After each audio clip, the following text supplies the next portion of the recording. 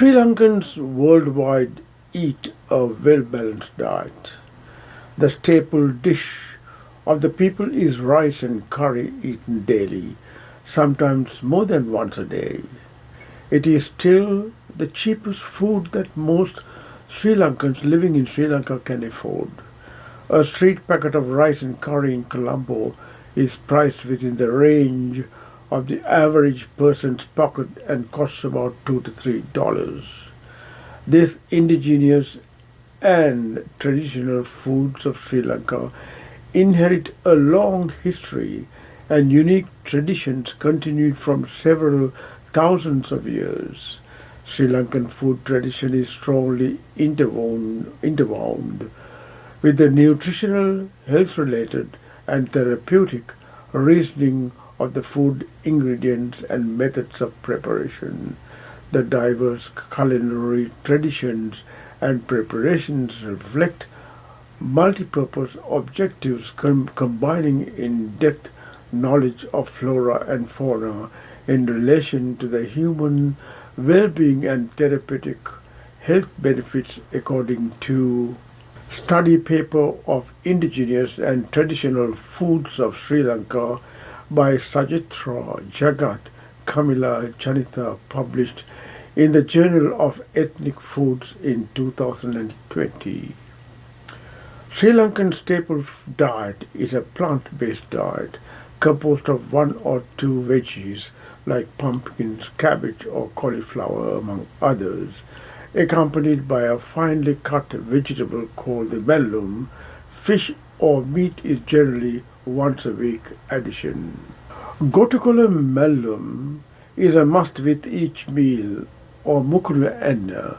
Gotukula is an herb in the parsley family. It has a long history of use in the traditional Chinese and Ayurvedic medicine system.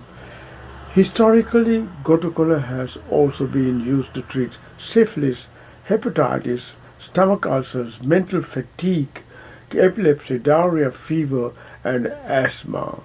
Today, in the US and European countries, gotukula is most often used to treat varicose veins and chronic venous insufficiency, a condition where blood pools in the legs.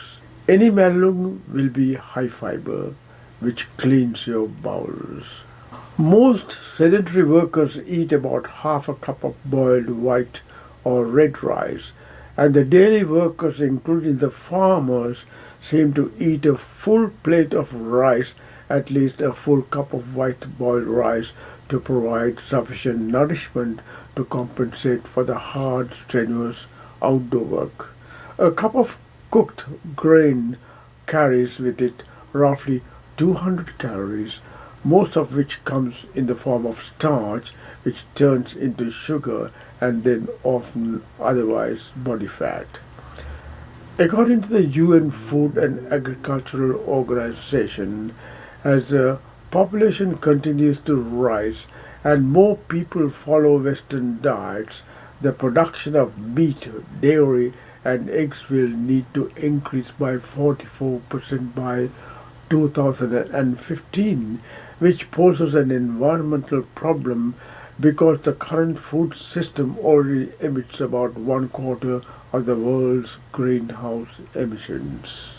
The EAT or EAT Lancet Commission on Food, Planet and Health released a report in 2019 advocating for a diet that factors in both health and the environment. The flexitarian diet consists of eating plants on most days with a small amount of meat or fish weekly. In flexitarian diet, composed of plant-based dishes and fruits, veggies, plant proteins like beans, lentils, whole grains, browns or white rice and eggs. Though dairy like cheese, yogurt or dairy alternatives are included, most Sri Lankans avoid them due to expense and limiting their diet budget. In the preparation of curries, primarily the veggies, rice and pulses are boiled and tempered for added flavor. These, coupled with good fats derived from coconut and 100% grass-fed cow, buffalo, ghee, are key to reducing inflammatory processes in the body and arriving at the ideal body fat percentage.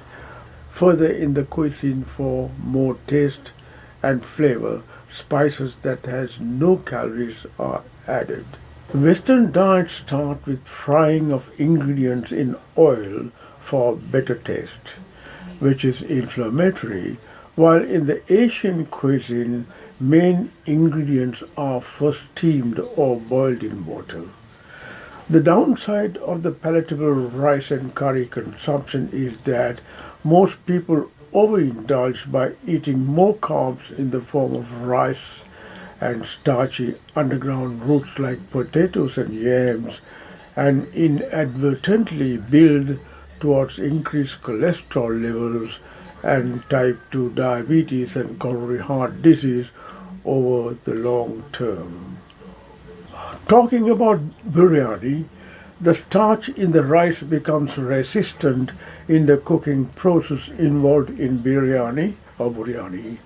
It is recommended for diabetics in small portions.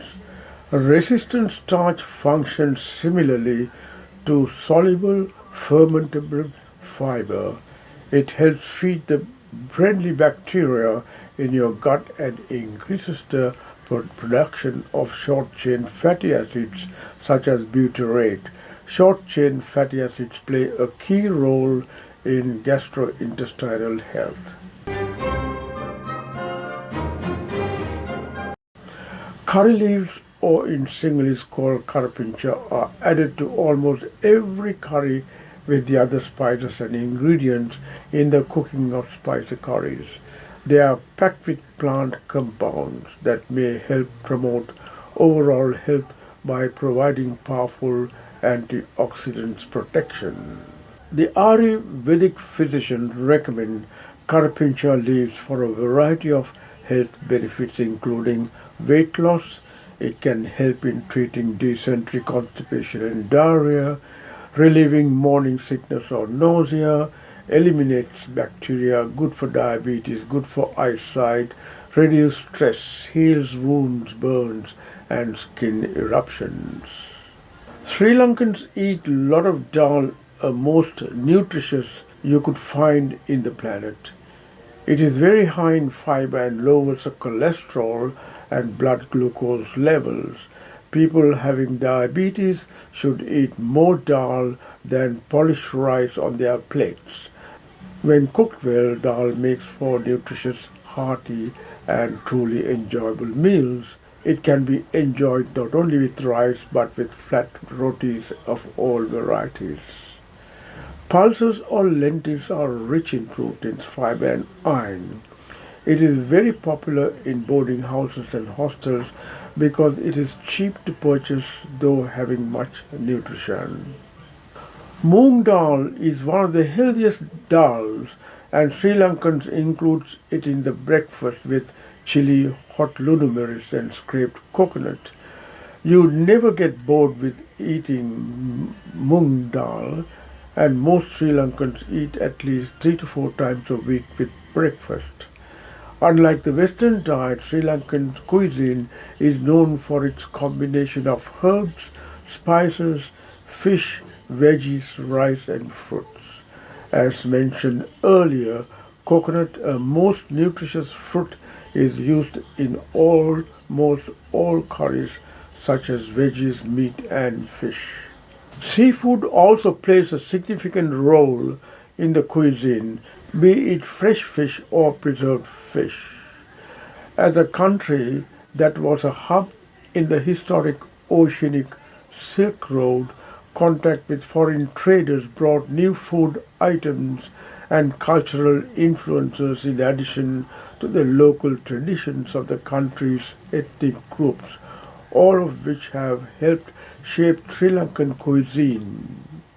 Influences from Indian, particularly South Indian, Indonesian and Dutch cuisines are most evident, with Sri Lankan cuisine sharing close ties to other neighboring South and Southeast Asian cuisines.